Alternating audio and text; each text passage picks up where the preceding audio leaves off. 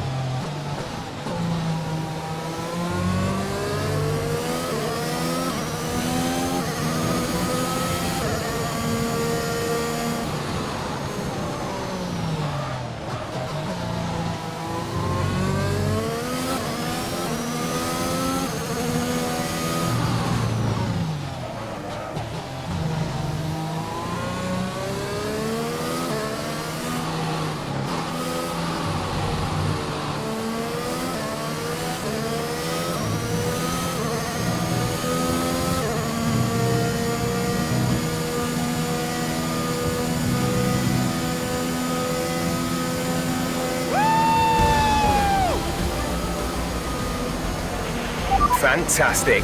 You've won the Grand Prix.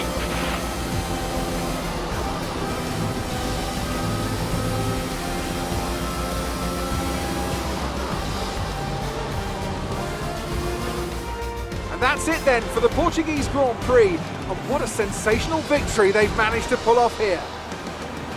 Talk to me, Ant. What was it that set them apart from the competition today? Well, I think it was clear what the main contributing factor out on the track was today: speed. I know it sounds like an obvious thing to say, Crofty, but fast cars win races, and we saw that today with our winner. Williams have put in an incredible performance out on the track today. I'm glad all the hard work of theirs has finally paid off.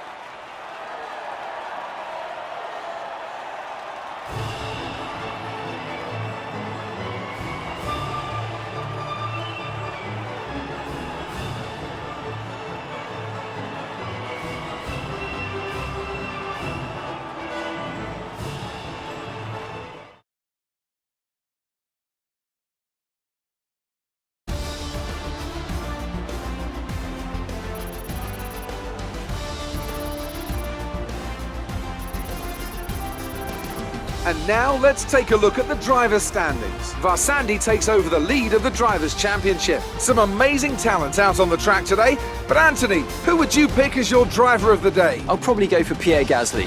The team did a good job with the strategy to put him in amongst the pack, but it's the driver's job to capitalise on those opportunities, and he did so with a lot of skill. It's time to see how things are shaping up in the Constructors' Championship. No change in the top spot, but with today's points, their hold on the lead is getting weaker. Another team that excelled today was Williams, who make further progress up the table. Well, that was certainly an incredible weekend of racing.